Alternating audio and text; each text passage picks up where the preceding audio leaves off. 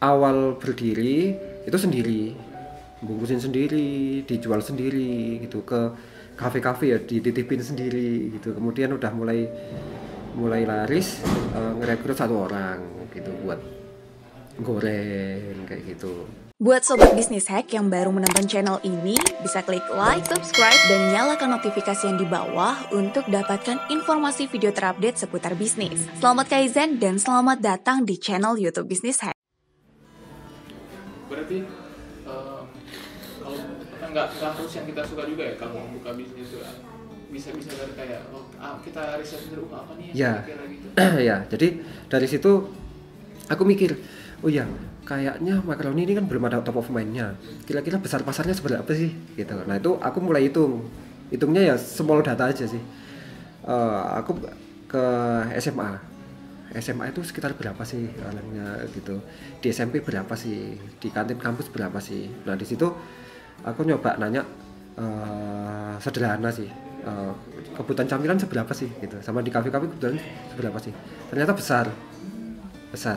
Dan itu mikirnya aku masih snack yang dibungkus pakai plastik dijual 2000-an. Di situ aku udah bisa ngitung, oh kebutuhannya sekian gitu. Waktu itu masih seperti itu gitu. Berarti dulu awalnya itu sendiri ya? Sendiri. Pas mulai bangun sendiri. Berapa lama itu? Habis itu kayak punya tim gitu. Punya tim kurang lebih awal berdiri itu sendiri, bungkusin sendiri, dijual sendiri gitu, ke kafe-kafe ya dititipin sendiri gitu. Kemudian udah mulai laris, ngerekrut satu orang gitu buat goreng kayak gitu.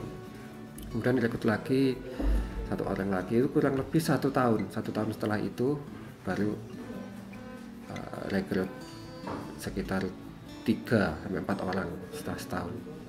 Iya. Dan itu awalnya apa kualitasnya itu udah naik sampai sekarang atau dulu masih agak beda sampai sekarang? Kualitasnya sama sih. Sama ya? Jadi ceritanya gini, waktu aku bikin percobaan makaroni, kebetulan temen itu ada yang punya guru koki gitu. Dia kebetulan pulang dari Cina ke Jogja untuk berkumpul sama keluarganya. Nah, kebetulan dia itu deket banget sama gurunya itu. Kalau pas pulang dia mesti ke rumahnya main, nanya-nanya masakan. Waktu itu dia nanyain tentang chicken Gordon Blue. Nah, aku diajak, Mas Albert, ayo ikut aku yuk.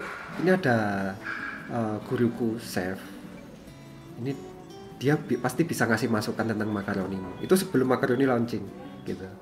Akhirnya saya ke mana? Ke rumahnya beliau itu, kemudian ya itu dikasih masukan. Ini harusnya gini. Terus saya praktekkan gitu. Berarti beruntung yang bisa. Ya, itu menurutku sebuah keberuntungan sih. Iya. Jadi beliau itu juga ketika pulang ke Indonesia, beliau itu nggak cerita ke teman-temannya. Soalnya kalau cerita ke teman-temannya, dia pasti nggak ada waktu buat keluarga. Soalnya dia pasti disuruh datang ke hotel langsung, iya, buat ngasih masukan. Nanti ya padahal ada bayarannya juga gitu, ke hotel mana nanti. Tapi dia nggak mau, dia pingin benar-benar family time di Indonesia.